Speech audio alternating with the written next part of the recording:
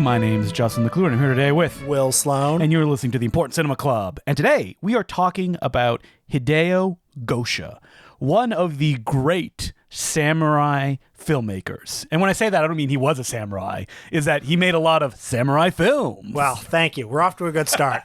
Yes, Japan Month continues on the Important Cinema Club podcast. This is the second of four, and it's the second week in a row where we're talking about a filmmaker who I knew nothing about going in. You probably didn't even hear his name before, right? No, but I'd seen certain titles. I'd seen Sword of the Beast as a title. I'd seen Three Outlaw Samurai as a title. When you're talking about Hideo Gosha's filmography, a lot of it is available, but the ones that are really easily streamable on Criterion are very odd ones. They're all from late period, when he kind of switched his style to a much calmer and classier one that won Japanese Academy Awards. It is interesting, isn't it? You know, you look back on mid-century art house filmmaking and you realize how much of it got kind of reduced, at least in the popular Western perception, to just a couple of names. Like from Japan, for so many years, it was basically Kurosawa and everyone else. And then in the 70s, Ozu started to become a bit known. You also have Mizoguchi, who made his films. That's in those are like the three, I feel, out of Japan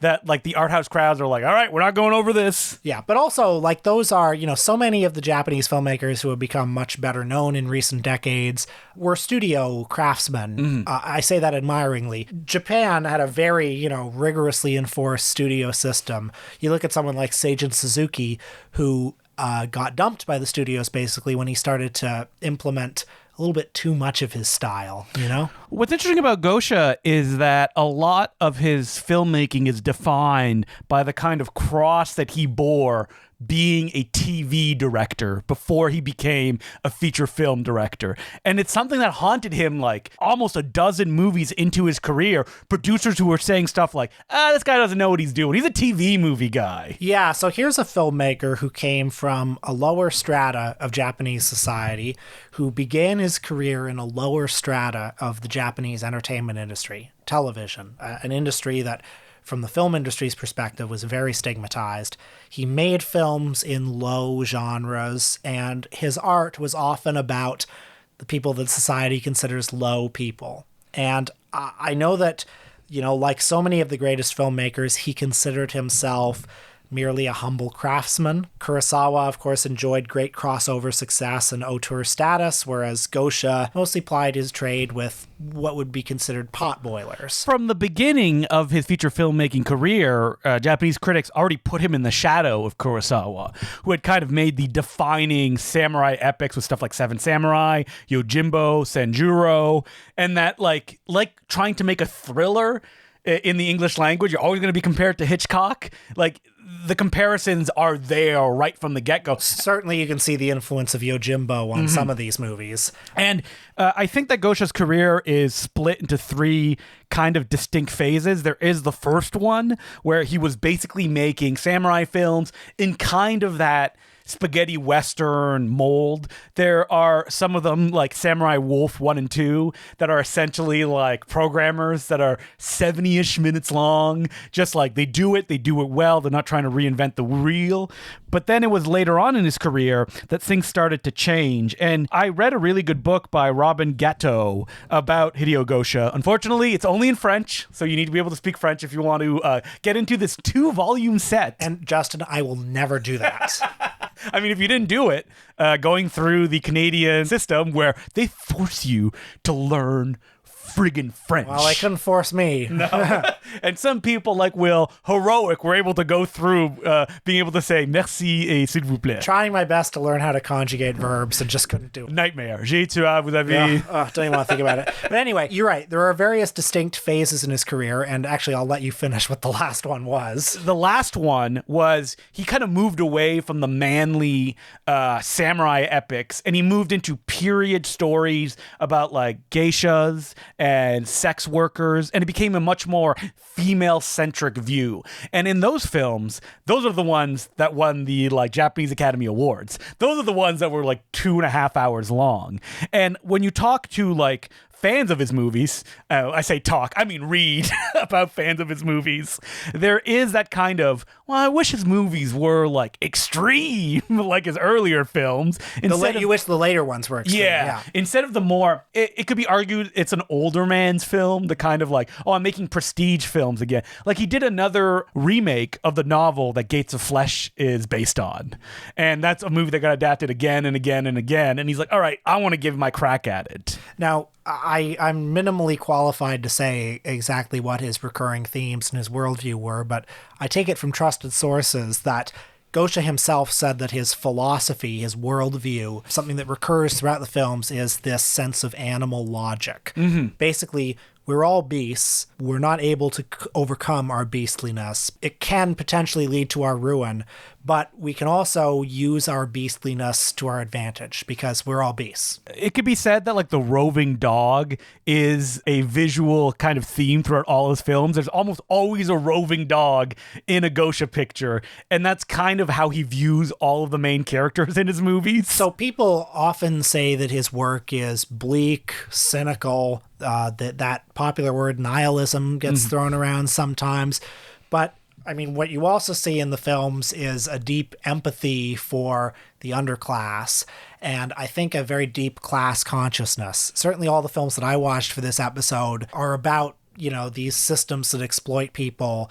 They are engaged with, you know, those distinctly Japanese ideas of honor. And they're consistently showing how these systems, these power structures that bow at the altar of honor inevitably betray it. Every single movie that I watched this week all had the conflict of a main character who is kind of butting up against middle management, who is bowing to the upper echelons of power and breaking every rule that is expected from these kind of organizations to continue functioning, and by consequence, crushing the main character who has to come to a realization of, I put my faith in these things and they're failing me, and because of that, I need to fight back. A couple of other miscellaneous thoughts. I just want to say that the movies I watched are all incredibly beautiful. I'm often struck watching, you know, Japanese films of the studio era, just how gorgeous they are on a level of craft. Well, that's because they're at a technical proficiency that they all have to be. There's a reason that the Shaw brothers brought in cinematographers from Japan, because nobody else was doing it that well. And another unrelated thought, not a penetrating insight at all, but there's an extraordinarily intense level of violence in some of these movies.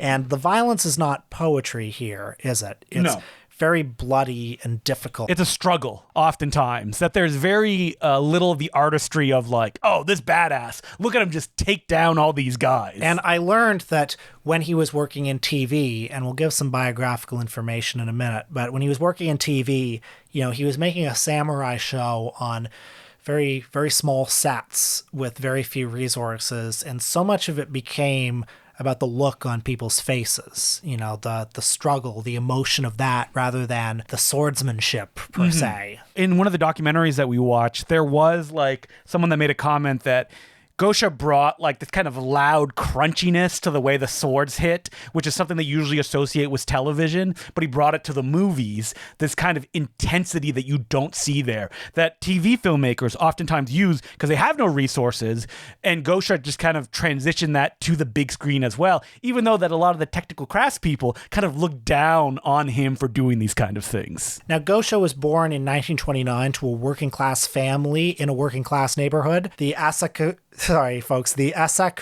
district of Tokyo. Apologize. You'll be hearing some horrible mispronunciation from me. Zing! A lot. But he grew up in this milieu where he was surrounded by gamblers, gangsters, sex workers, as well as street peddlers like his father. I learned from the documentary we both watched that he was ashamed as a young man of his working class background. He would make a false background for himself, at least in his early years. I think that class consciousness is clearly, or that class anxiety, that class struggle is extremely evident in his films. But his father at some point told him, son, life is like a battle. You either win or you die. And this kind of hard-boiled insight was apparently very important to him in developing his worldview and his artistry. Listeners, don't follow that advice. You don't need to win. You can just survive. That's all you need to do. Now, like so many of his generation, he enlisted in the war. He was quite young. He was, a teenager at the age of 16 when he was training in a kamikaze camp. Ooh. That's right. He was training in a kamikaze camp. Film history could have been very different. But needless to say, he didn't have to do his kamikaze flight because the war ended. But he did lose siblings in the war.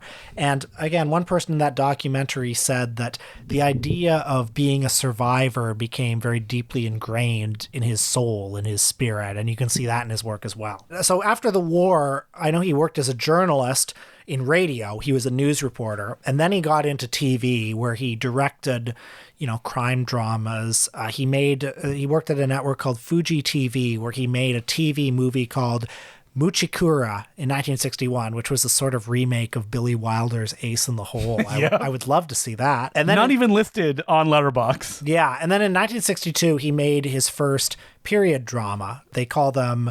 Good luck. I'm not even going to bother trying to pronounce it, but, the kind of thing that Kurosawa would make, swordplay dramas. But then his breakthrough came in 1963 when he created the Three Outlaw Samurai show. And it was conceived as a crime show, which were very popular at the time. But then, it was reconfigured as a samurai show. And one of the things that was notable about it was bringing the kind of intense, tough violence of the popular gangster shows to the samurai dramas. And there wasn't usually that association at that time. And we already mentioned it. You do these kind of things because you need to separate yourself from the pack. And there is something kind of perceived to be low about doing something like that. Like samurai shows are often about like honor and doing the right thing. But in Gosha's film, the samurai are scruffy, they're dirty, they're on the outskirts, and they're fighting against something that is technically undefeatable because it is the structures of society themselves. So the show began in 1963, was a massive success, and he left after the first season to turn it into a feature film of the same name. Now, as you said earlier, there was a huge class divide between TV and movies in Japan, to the point where all of the major movie studios had apparently signed this agreement to not work with television. That's wild. Like, what? Well, I mean, I guess they regarded it as competition. But then also, when I think it was Shochiku that he made this film for, all of the technicians really looked down on him. They thought, yeah, he's a primitive who worked in TV. And I understand from that documentary that, it was his first movie. He would do things like, instead of saying action, he would say cue, because that's apparently what they said in TV. And so they would look down their nose on him for that. The thing about like television directors, especially in this era, is they had so little to work with that they knew exactly what they wanted and how to get it. Like, those people should be respected versus like looked down upon. And I mean, certainly Three Outlaw Samurai from 1964 is a very assured debut. An incredibly powerful visual experience. The pace of it is incredible. The film takes place in a rural peasant community in the Edo period. 3 peasants have kidnapped a magistrate's daughter, and they're saying they'll only return her when taxes are lowered. The ruling elites are taxing the hell out of this starving peasant community. Now, the peasants are able to really make a stand. They ward off this regional lord's soldiers, but then there are 2 samurai mercenaries who the regional lord has hired to finish the job. Now, added to the mix is another samurai, a wandering ronin named Shiba, who becomes sympathetic to the peasants and their cause. I'm not going to say everything, but one thing leads to another, and the magistrate's men eventually, they manage to kidnap one of the peasants' daughters, and eventually a settlement is negotiated where both girls are freed and Shiba gets 100 lashes. The movie turns into, of course, just listening to that title, these 3 samurais that start on different sides eventually come together and they have to go up against the ruling power and take it down. Because, let's just say that the ruling power isn't going to honor all of their deals. That's the thing about all of these Japanese movies, is it's all about, like, on the surface, it's about honor and following those rules. Guess what? Wake up, ladies and gentlemen. The people in power are the ones who are corrupt and can do those corrupt things and start feeling bad about it. So ultimately, the peasants' problem is that they accept the deal, Thinking that the people in power will, stay true to their word, which never, ever happens. I don't think I'm doing a reach when I say that something that we see pretty much anytime we watch, one of the great Japanese directors of this post-war period. And I'm always hesitant about like painting a national cinema with a broad brush, but you sense them wrestling with like the March of Progress. You sense them wrestling with this post-war society where there's this increasing like Western influence. Yeah, well, it's all about American occupation after World War II, which is something that Gosha dealt with directly, and that kind of permeates all of his films. I was reading an interesting comparison that Harakiri, which is another big famous Japanese film that came out, also has the same screenwriter of Sword of the Beast and also has the same star as Sword of the Beast. But the difference between that filmmaker and Gosha is that film is more anti-feudalism, and its emotions are very reserved, while Gosha, it could be argued if you watch a bunch of his films, his politics are a little bit kind of like more unknown, but he's anti-authority. Like he's always against authority. Right. And this mid-century ambivalence in someone like Ozu or Naruse, you can see it in their melancholy about the old ways are dying. The Japanese landscape is now being filled with these buildings and these businesses and, these styles of dress that look like they come from elsewhere. And, the family unit is starting to break down and turn into something else. The cultural logic of capitalism is being felt everywhere. And the Ozu movies obviously they're not any one thing. There's a sort of sense of inevitability in them. There's a sense of empathy for the younger generation, but you feel the melancholy about this inevitable passage of time. Now, in these movies by Gosha, there's a sort of sense of like everything we thought we knew, everything we thought we stood for and believed in is a lie. Yeah, I wonder if he's approaching it from the sense of it's always been a lie or it's turning into a lie. Yes, and I'm not sure, actually. Yeah, I'm not sure either. Maybe somebody who's seen all the films could answer that question more clearly, but it almost seems through the journey the characters take is that there was never a right choice or people acting accordingly, only the illusion of that. So I think in Three Outlaw Samurai, it's always been a lie. In Sword of the Beast, it's always been a lie. I'm more ambivalent about the wolves, and we'll get to that one a little bit later. Well, so Sword of the Beast was Gosha's follow-up to Three Outlaw Samurai, another famous one that I always get confused with Sword of the Doomed. And I was actually reading my review for Sword of the Doomed, and I went, wait a minute, was that the review I wrote for Sword of the Beast? I just posted it in the wrong place. Two completely different movies. I actually really love the director of Sword of the Doom as well. Sword of the Beast starts with a bang in media res, where we have our hero played by Mikijiro Hira on the run. We're not sure why he's on the run. Enemies are coming from every corner. Like, he could be a villain. He could be a criminal. We're not quite sure as the film starts. And I love this opening, where he's being hunted. He gets like an inn, and like he stands in the inn and like pulls his sword out to see how much distance he'll have if he has to attack someone. And what you find out is that he's on the run because he was tricked by a superior to kill his superiors in a belief that there was going to be reform within the organization that he worked in. Right. It was a horribly corrupt organization where like, the lower samurai, the peasant samurai, were being paid shit. Being paid shit and forced to do all the dirty work. And so like the leader of the peasant samurais was basically saying, yeah, kill the leader and I'll get in and I'll make things better. But really, he just wanted to rule with an iron fist. And what the film actually ends up being about is that this main character on the run meets a couple who are stealing gold from a government site for another clan. And they're doing it illegally, so they could be stopped at any time. They're killing anyone that gets in their way. And then by the end of the movie, big surprise. Well, let's not spoil it, but let's just say that there's corruption. Never trust your boss. No, never trust your boss.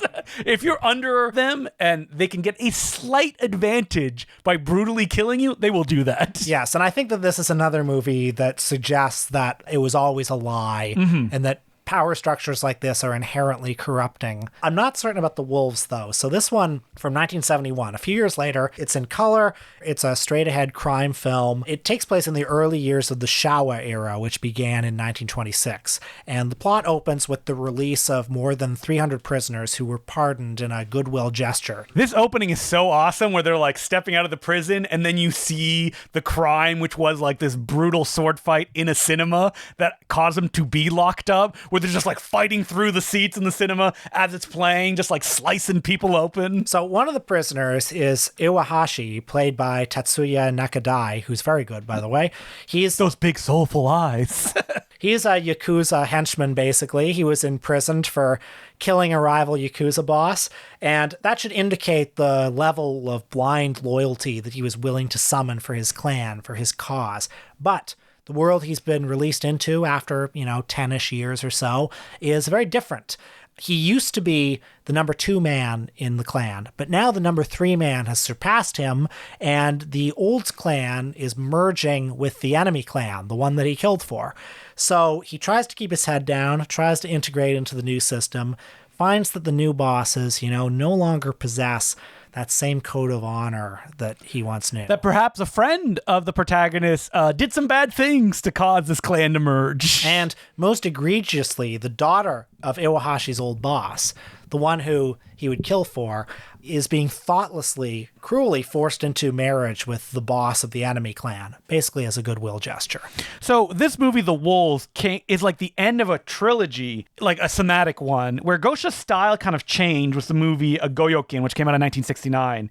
Goyokin was like a big color movie, and the best comparison I can give it to, and also all of Hideo Gosha's early career, is Sergio Corbucci. It's like The Great Silence, where it's like you're taking these Western tropes, but you're putting them on like this gigantic framework. Also, Goyokin takes place in the snow. Like all the big battles take place in the snow. I mean, these are not like revisionist genre films per se. They're not. But like this one is, again, it's dealing with the same matter of a guy, Goyokin, did something really bad, and now it's going to happen again, and he has to step up and make sure it doesn't happen, which is his clan is going to murder a bunch of peasants to steal their gold so they can pay off the upper echelon of people that are in power. And so with Goyokin, he seemed to be transferring Gosha into a different kind of mode of filmmaking, which continued with Tenchu, which I have not seen, but is a very highly liked kind of samurai-ish movie, which is notable for starring Shintaro Katsu, who plays Zatoichi most famously. And I should point out that like something that in that doc that we watched that people kept saying, and I read the book too, and they kept saying again, is like all Gosha wanted to do was a Zatoichi film. He would love to direct a Zatoichi film. They would not let him. Like they like very clearly said, this guy, because he worked in television, does not get to touch Zatoichi. Oh, terrible. And so then The Wolves is kind of like that last chapter where a studio approached him and said, hey, Toei's making these big popular Yakuza films. Could you do your own Yakuza film? And because of the mode that Gosha was working in at the time, he's like, of course. But instead of those like tight, angry Kinji Fukasaku style action dramas, he made this more kind of like sprawling, sad and contemplative movie. Because like you start The Wolves and you're like, can't wait, starts with a bang, like all this slashing and killing. And then it's just kind of like a slow realization through these landscapes of this character realizing the world that he basically sacrificed his life for does not exist, and that he can do something to not fix it but get some justice for it, but it will end up killing him in the process. Now, while making these movies, he continued to have a hand in television. Only after The Wolves. And like the biographer says, like, we're not sure why this happened. Like After the Wolves was like this big, giant, sprawling film. I mean, when we talk about the action, like the action at the end of The Wolves is amazing, where it's like a desperate struggle that essentially the dramatic crux of it isn't the cool moves the hero is doing, but it's his friends going, please, like, don't make me do this. Like, don't make me kill you. And every kill is brutal. There's, at the end, someone gets a knife to the face. And I don't know if you noticed this, Will, but it was like a big dummy head that had like a knife cut across its face. Yeah, I loved it. Because you wanted that, like, detail in it. I thought it was a good dummy. Yeah, I mean, it looked like a dummy, but I mean, I love that stuff. I'm like hooting and hollering whenever that comes up. And yeah, After the Wolves, I don't know if it was because it wasn't a financial success, but he did return to television. And that, again, put that kind of stamp on him of like, oh, he's a TV guy. But then throughout the 70s, his luck began to run out in television. Like he developed these dramas that were increasingly short-lived. He didn't have his finger on the pulse of popular taste until the 1980s, when he reinvented himself as this director of violent and to some extent sexually explicit women's drama. That's right. Like The Geisha is the one that kicked it off. 144 minutes, That's how you know it's important, which is almost like the flip side of his early career. Like those ones we mentioned, Three Outlaw Samurai, even Sword of Doom, like they're under 90 minutes. Now, these films, I think they had a mixed critical reception because, I mean, they were kind of skirting the line between like high and low. They did win a lot of Japanese Academy Awards. I do know that, and I do know that they were popular successes. Mm-hmm. People who had worked with him early on in his career said that they got the sense that Gosha was just frustrated or felt the limits of like this manly ideals that he was putting on screen early on in his career and was kind of exploring something else. But there was still a kind of tiredness to these films, that there wasn't the kind of commitment or passion that you saw early on in his career. And I'm going to say, honestly, I have not seen any of these late period films, but like looking at the reviews on Letterboxd, like people are pretty mixed on them.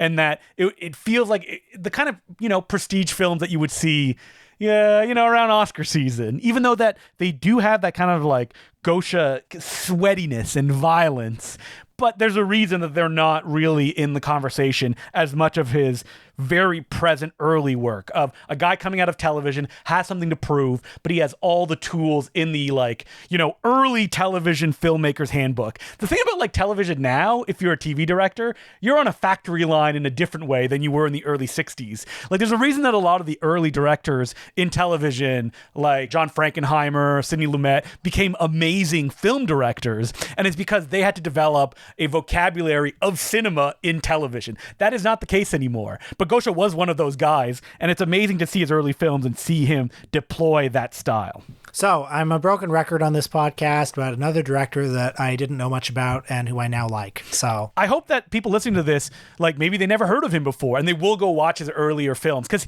he is a director that's kind of like fallen through the cracks for a number of reasons, like the fact that no one could really place him, in the sense that like his earlier samurai films, people will watch Three Outlaw Samurai and then kind of get lost and be like, but what is he beyond that? And there's lots, and I hope people will check it out. Three Outlaw Samurai and Sword of the Beast are on the Criterion Channel right now. Yeah, so give them a watch and then explore more. I mean, again, his film Karma 1945, which is his remake of Gates of Flesh, the Seijun Suzuki movie, has only one review right now. Wow. So I don't know if that's because the film is unavailable or there's just no interest, but I mean, that means that this is a director that's ripe for rediscovery. As per usual, you can send us letters at importantcinemaclubpodcast@gmail.com. So our first letter is Kung Fu Streaming. And the letter writer goes, Dear ICC, I spent the months watching a lot of classic Hong Kong pictures to celebrate Chinese New Year, but their quality ranges wildly, and when it comes to their streaming availability, here are some examples. Five Deadly Venoms on Pluto TV, scan of fuzzy VHS. Five Fingers of Death on Amazon Prime, scan of fuzzy VHS tape. Fearless Hyena on Tubi TV, scratchy low-quality print, sides cut off to fit 16:9 ratio. As proud purveyors of physical media, I assume you don't encounter this problem much. However, for a cheap-ass guy like me, streaming has been a godsend for seeing recommendations that I otherwise would probably never find. But it's really disheartening that these services settled for such low-quality scans of the films. Within a few minutes of online searching, higher-quality scans of several of these movies were easy to find. So it's not like these services don't have access to them, right? Cheers. I think that's a real problem, yes. Well, I think that it comes down to martial arts films at a certain point in time, and I'm not sure where this dividing line is. We accept it as a culture. Hey, all this stuff is in the gray market, right? I mean, good for Gold Ninja Video, because that is a universally accepted thing. The reason for that is, Shaw Brothers is one case, but there were a million companies in Hong Kong and Taiwan in the 70s and 80s that were pumping out these movies. And that went out of business 40 or 50 years ago, and that, who knows who owns them. And the thing about the Shaw Brothers, too, is that they never made their films. This is something that people don't know. Their movies were not available into the 2000s when they made a deal with Celestial and they started putting the movies out again. Yeah. So for a long time, films were only available in these fuzzy, probably any copyrights were cut off the front and back. Now, a lot of those, like the independent films, the really cheapo Hong Kong and Taiwanese movies that you see on Tubi that have like Bruce Lee in them, or, have titles like Drunken Something or Other, like those are movies that the negatives of them might not even exist anymore. Like they were mastered on a VHS tape in the early 1980s, pan and scan, dubbed, and that's the version that's in circulation. And if somebody has a 35 millimeter print, maybe they'll scan it somewhere, but who knows where the negatives exist. But he even pointed out that some of those movies like Way of the Dragon, that film is not in the public domain. Well, I mean, if you go on Tubi and you watch like, there are certain like Jackie Chan movies, certain Bruce Lee movies where like the master that is sort of in circulation right now is bad. It's like dubbed. And I mean, what I would recommend is to just be vigilant. You know, if you can rent the movie on like YouTube or iTunes or something for $5 and you get a decent like. But you may not even renting it on iTunes. The thing about all these, he asked like how they can be so lax. All those services are user uploaded. Like you can create an account and upload that stuff. It is not a curated thing. And I have to say, I kind of like that because like Amazon Prime, I don't think they accept user submitted things anymore. You have to go through like another company. Their QC, quality control stuff, was very strict. I mean, Charlie Roxburgh said that he submitted one of the films and they said like, oh, this one specific thing keeps us from posting it. And it's like, oh man, that's very difficult. And I think that can keep a lot of films off the service. But it also means that like real kind of like, not trickster, what am I looking for? Rip-off artists? Yeah. Okay, here's what I first recommend. Save up a bit of money and buy like the Shout Factory Shaw Brothers set, the Shaw Scope set. Save up some money and buy 2 of them, and that'll last you for 2 years. Yeah, you'll have enough martial arts film forever. And then just do what you can. I mean, it's tough because like some of those low quality versions do become the dominant form, even though there's a better version. Like some German companies, they've put amazing remastered versions of the movie, but you would not know that unless you go specifically looking for them, and they're long out of print, which is a real bummer in that case. And if you can afford it, support some of the physical media companies. And, you know, a lot of people look at like the Wu-Tang channel, which is the ultimate martial arts movie channel. And I was like, how dare they put some of that stuff? Some of that stuff would not exist if it wasn't on the Wu-Tang channel. Yeah. Like I look sometimes for stuff that's on there. I was like, where did they get? I can't find it. I don't know who is running it, how they're doing it. I don't know how there is like 2.5 million watches on some nothing martial arts film and like 1 million comments. Do you think it's like auto-generated by them? It has to be. I don't know. Yeah. I think there are a lot of people. I think, you know, YouTube is more popular than Letterboxd is. It's a very low-cost way to watch a movie. But it's just like, people are like, oh, this is one of the best. And it's like, this is not one of the best. This is like one of the worst. Like, you'll find that on like a Bruce Lee film. Yeah, maybe. So it's almost like a self-generating thing. I feel like they got something going, and I would love to see like an expose behind the Wu-Tang chant. Like, what is going on there? You know what I'm thinking about? I'm thinking of when I was a teenager and we didn't have all these streaming channels and we didn't, and I had no money. Digging through the bargain bins? Yeah, going to Walmart and getting those pan and scan DVD copies of, I don't know, the Shaolin Drunk Monkey or just, Bruce Lee Fights Back from the Grave or shit like that, because that's all that was available. And I'd watch them in pan and scan, and I thought it was just fine. So what we're trying to say is to the letter writer is like, you swallow it and you watch those bad versions. I'm actually not trying to say that, Yes. but what I think I would say is like, don't watch bad versions. don't watch, possible. because I don't watch the bad versions. No, I don't watch anymore. bad versions. I am saying that like, thank God that we have better versions. Yes. Yeah. Like we were happy for that back then, watching those Wu-Tang DVDs where you're like, I guess I'll watch RZA play chess in it against Old Dirty Bastard. But like that era is over. And thankfully, you know, they're being remastered, even though, man, I feel like we've hit that wall and the company is like, all right, you like Jackie Chan, right? Here he is again. Battle Creek Brawl. Again. Hey, it's a new remaster. Excuse me, sir. Didn't you do a remaster in 2018? Yes, but this one's better. I'm like, is it? For a movie that's not very good, in my opinion. I You like really, it. yeah, I really You like like Battle Creek Brawl. Will I be buying the second version? No.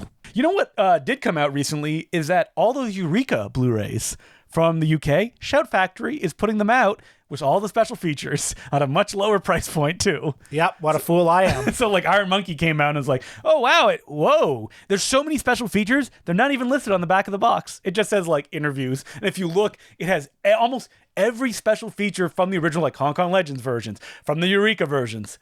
Not all of them. Donnie Yen did a commentary track for the Hong Kong Legends version for Iron Monkey. I wonder why. Oh, he did it with Bay Logan. That's why. All right. I love talking about Kung Fu. Our next letter goes, your opinions on. Hello there, Monsieur Declue and Monsieur Sloan. Thanks for the hours of delightful and insightful discussions on everything from sleazy Eurotrash to canonized classics, and hearing about someone else's shared fascination with, can you guess? Joe D'Amato. Nope. Wet Movie 1 and Cool Duder. Wet Movie 1 and Cool Duder. Do you think Wet Movie 1 and Cool Duder like make money? I think they do make a little bit of like YouTube ad revenue. I would hope so. But you need to get a lot of views to make real money. Especially now. Like they really cut that down. But like they have such a place in so many people's like cultural memories. I don't think they make a lot of money. No, that makes me sad. Because we've gotten multiple letters of people being like, I'm so glad you're talking about that. About Wet Movie and Cool Duder, yeah. Oh, speaking of that, man, I fell down a Will Sloan style rabbit hole watching like, I didn't watch all of it because I was like, what am I doing? I like woke up out of a haze, but a 3-hour history of the Nostalgia Critic and God. like kick ass. Send it to me, please. And I was like, they're going to go through every single thing that ever happened to these guys. You know what's amazing? There are so many videos like that online. Isn't that wild? Like, I don't understand. And there's no insight to be found other than just like detailing what happened. Is that like you're justifying it to yourself? Like, how could I spend so much time doing this? Well, yeah, there are a lot of people. I mean, these are people younger than us. Yes. A lot of people who like grew up with the frickin' Nostalgia Critic, and he was very important to them. I mean, my God. The Nostalgia Critic is probably more influential than Pauline Kael at this point. I mean, I'm going to say that one of my podcast co-hosts on another one, I once went to her and it's just eliminating who it could be. Many years ago, a decade, she had a signed photo of the Nostalgia Critic on her fridge. Wow. She listened to the podcast, so. A couple of candles around it. She's like, I got rid of it. I got rid of it. It was a phase. It was a phase. So maybe these videos of like them going through all these details is them trying to like maybe find logic in the madness. I think so. Yeah. Haven't you had a problematic fave? I'm trying to think. No, you're perfect. Yeah. No, I read Penny Arcade back in the day, Sure. which is like, ugh, if you look at it now. I think maybe that's just something that in a society that we're just bombarded by all this information, we're like, I need to justify why I was obsessed with this one thing when I was a child. Well, also, like stuff like the Nostalgia Critic, it was a kind of underground phenomenon. But it had a lot of views, like millions of views. But that's the thing. I think there's a sense when people read up on like what happened with him and everything, there's a sort of sense of almost community of like, okay, other people saw this too. Other people felt this. I'm not insane. I'm not. Other people felt betrayed by this guy. Betrayed by him. Listen, he was not running a good company. I don't think he was, yeah. Okay, so wait. So the letter continues. Having almost checked off your entire back catalog of Pod, I've yet to hear 2 directorial names pop up. I saw these names and I went, I do not know these filmmakers. Okay. I do know their films though, so when I looked it up. Okay, try me. Amir Costa Rica. Okay, I know who he is. You do? So you know like Underground. He did Black Cat, White Cat, yeah. And this guy's more modern. Lucas Murison. Yes, okay, I know of him, but I haven't really. Yeah. We're just revealing all my blind spots. I was surprised. Lucas Murison just got a big Arrow box set. And it's like 10 of his movies, like in a clear, super fancy case. And I'm like, wow, does he have enough like fans to justify that? But I guess, I mean, they're going for it. I mean, look, I'll just cut the letter writer off here. I have a lot of blind spots. We both do. And those are 2 of them. Yes. But you know what? We're learning every week on this podcast. We're reaching the point, though, where like we have so many episodes that people go, they must have talked about this. Guess what? We didn't talk about Buster Keaton. Never done an episode on it. I mean, him, I know. Yeah, but the thing about we haven't done Buster Keaton because there are a certain contingent of filmmakers who are like, oh, well, that's easy. Yeah. We can keep that in our back pocket. Like the day that like they wheel me in and I have like no more motion in my body, I can talk Buster Keaton, I guess. You know what I'd kind of like to do one of these days is like redo the first 10 episodes. Oh, that'd be a fun experiment. Wouldn't it be fun? Like can you believe we wasted such good John Woo and Michael Bay in the same episode? Ridiculous. I mean, we should do an actual John Woo episode. We should do, or even some of those early ones. Like, can you believe we did like Orson Welles so early on? Here's what we do. Once we hit 400, we do Redux. And from 401 onward, we do like 10 episodes redoing ones. I would love to do that from the first 30 or 40. Yeah, exactly. So maybe we could take a vote of, no, I don't want to do that. No, I just want to do the ones I want to do. That's right. So he just asks, have you ever heard of him? He's a big fan of Black Cat, White Cat, etc., etc. It's one that he's seen endlessly since the age of 8. I hear Black Cat, White Cat has like a real cultural impact with certain people. And it's one that I only learned about reading through like 1001 movies, See Before You Die. And I've seen Underground. That one wait is a minute. great. I have seen an Amir Costa Rica film. I saw Arizona Dream. Oh, you did? There with you go. Johnny Depp and Jerry Lewis. And I bet you know why I saw it. Yeah, you're a big Depp head. Yeah.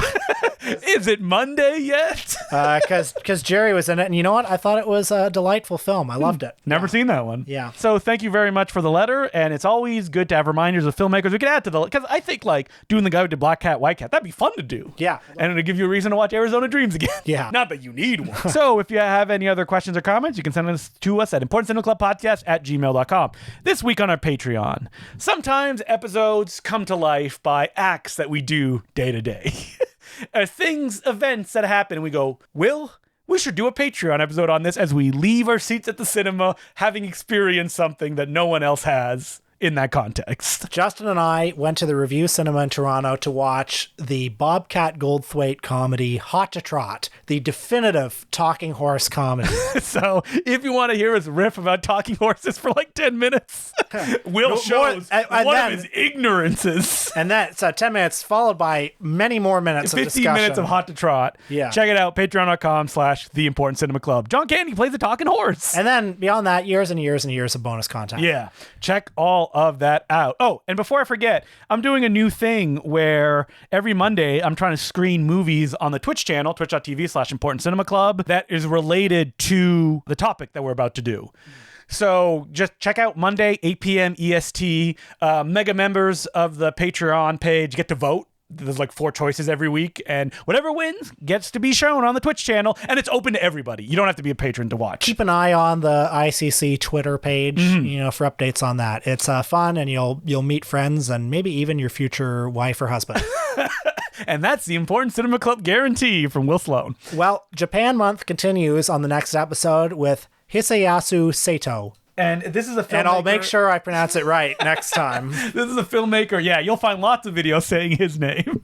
This is a filmmaker who deals in the pinku genre, a Japanese softcore erotica, and quite violent as well. Some of his most famous stuff includes Splatter, Naked Blood, Muscle, and Celluloid Nightmares. Muscle is like a famous gay film, too. So I'm looking forward to watching that one. And again, a filmmaker who I've wanted to explore for a long time. Never seen one of his films. Nor have I. So let's get our hands dirty. Let's get in on this. So until next week, my name is Justin the Clue. I'm Will Sloan. Thanks for listening. I would like to thank some of our new patrons, who include Seamus Turner Glennon, Evan Ballard Dalrymple, Gally Fond, L. Hollier, Samuel Langstone, Julian, Frida Granados, and John Hayes. Thank you very much for becoming patrons. We could not keep doing it without you. Well, there's a hot new Bollywood blockbuster out now, and Justin and I both saw it on separate days. Because it's just that big a hit. I wanted to join Justin and Peter on Saturday, but it was sold out. Yeah, I couldn't believe it. I wish we could have seen it at the Albion, but it's a Hindi film, and those tend to be like bigger, and they have a distribution network through the Cineplex system, which is unfortunate because, we both saw it in packed, sold out audiences at a cinema, which never happens unless you're seeing a superhero film on the day it comes out. Yeah, hugely popular, and this is a new vehicle for the king of Bollywood, Shah Rukh Khan. You know that Shah Rukh Khan has played like a mentally disabled man in multiple movies? I know. I do know that because I saw My Name is Khan, that film. But you did not see his last film, where it was a Forrest Gump remake. I'm not even kidding. Even starts with the feather falling to the ground. God. That's something I feel like we need to watch, right? Yeah, we should watch that. Anyway, this is it's just a straight up like... Well, who's Shah Rukh Khan? Like, what has he done? Oh. Why is he popular? Well, Shah Rukh Khan is, after Amitabh Bachchan, the heir to Amitabh Bachchan, basically, like the biggest star in India. And if you want to know why he's a star, and you don't have the cultural context, watch the interview he does with David Letterman on that, Netflix produced show. This guest needs no introduction. And, Shah Rukh Khan is so charming in that interview. You're like, I get it. He is so polished and he feels human, and you know that he's told these stories 1,000 times before. Well, there was a particular blockbuster that really elevated him in the 90s called, and I'm not going to get the title right, but Dilwale Dulhanai Le Jayenge. We watched it, and I have no memory of it. I remember it. It helps to, be Indian to kind of really get it, but that was a movie that was very much about well, again, modernization, about old values in conflict with new values. And he played this like young boy, and there was a young girl, and it was like, God, was he westernized or was she western? I don't remember. She was traditional, he was westernized, and he was pursuing her. And like, that's what he kind of is. He's the Tom Cruise of Bollywood. I mean, he says he's in competition with Tom Cruise, which brings us to Pathan. Well, so Pathan is a maximalist action movie. It's kind of like a Fast and Furious movie. Okay, we want to say it's like a Fast and Furious movie. This film has escaped from like 2004 because like for an hour he's dressed like Tom Cruise in Mission Impossible 2. He has the same hair, he has a leather jacket, he has the sunglasses. And it's wild. Yeah, I love that because it's not dark at all. It's No, not like, but there's also no kind of irony to any of the filmmaking Totally. or the action. I mean, it's kind of like Die Another Day, Exactly. but better. Pierce Brosnan, we love him in those movies, but he's all flab dad bod. Okay, what is happening with Shah Rukh Khan's I body? mean, definitely CGI guys are coming in doing a little work when he shows those abs. It has to be because he's 57, and Yeah. there's no way. If you look at him in that David Letterman interview, he looks like a normal older man. Right. Like when he's doing the interview. Even his face in this movie is like all smooth and like triangular. But you know what? Fine. I don't care. I love I'm having movie fun. magic. Yeah. And this movie, he plays. I mean, he seduces, or the romance, it was a woman like literally half his age. And she's gorgeous. Yeah, she is. Anyway, this movie, 2.5 hours of nonstop entertainment. That's how I would describe it. Like so much entertainment, and I never got tired of it. I never got bored. I never got worn out. It was just one incredible thing after another. If you're tired of like quips and kind of like wink wink, none of that in Pathan. If you can see it now, like when this episode drops, go see it with an audience of people, because like the second he shows his face, the crowd's like, yeah! Yes. They love it. There were cheers at my screening too at the sight of him. And like the audience, we're all on the same page about what this movie is. It's a ridiculous action movie.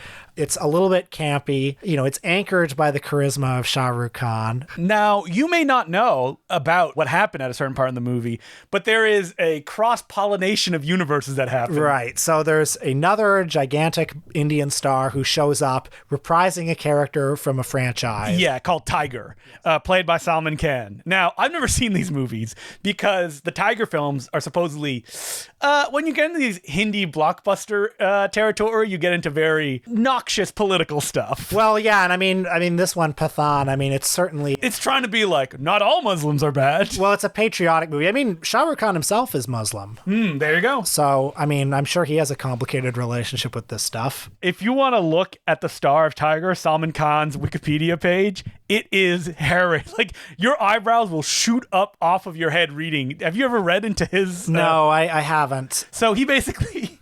He committed manslaughter while drunk. Oh, I remember this. Yeah, he went to jail. And the the officer in charge of his case, was mysteriously murdered as well. Oh, wow. I'm going to separate the artist from the art, I think. I mean, when he shows up, my audience went wild. They were like, oh, yeah! Yeah. And did you stay until the end credits? I did. Because there's a great little bit at the end of them sitting there being like, we're getting too old for this shit. And they're But who's going to replace us? what about that guy? He's like, no. And they don't say any names. They just say, that guy. No, not that guy. And it ends with them going like, guess we got to still stay in this. Yeah, love that. I mean, they do not incorporate that, them being aging guys into the text of the film. Otherwise. No. It ends with some musical number that plays over the credits where like the climax is him like ripping his shirt off to show like Indian stars at this point have like 10-pack abs. Like it looks kind of horrifying. But yeah, I mean, there has been this. I mean, living in the world, I just know that there's been this far-right Hindu nationalist shift going on in India that is increasingly reflected in the Indian blockbusters. Yeah, because we talked about it when we saw that propaganda movie. That Akshay Kumar film. Yeah, which I found a very unpleasant experience. This one... Not really, other than like, it's very patriotic, where the villain, and this made me laugh every time, is named Jim. Yes. And they're constantly being like, no, Jim is going to get us. No, it's Jim. Played brilliantly by John Abraham, I thought. And people love John Abraham too. Like, they were like, yeah, when he came out on I thought screen. he was hugely charismatic in this role. I was dying of laughter. And there's a scene where like Shah Rukh Khan is like following a woman and he goes to a pool and he looks over and Jim is just sitting there in the pool and he's like just staring down. I laughed so hard. You have to see it in the movie to like get the context of where it comes from. If Pathan is playing near you you. Yeah, and it probably is if you live in a major city. You're going to have a good time. See this movie. One complaint, not enough musical numbers. I agree. There was only one and one in the credits, and Shah Rukh Khan barely did any dancing. I understand he's 57 years old, but there's a one-take action scene that it looks like he's doing most of it in the train where he's fighting. Love that kind of shit. Good movie.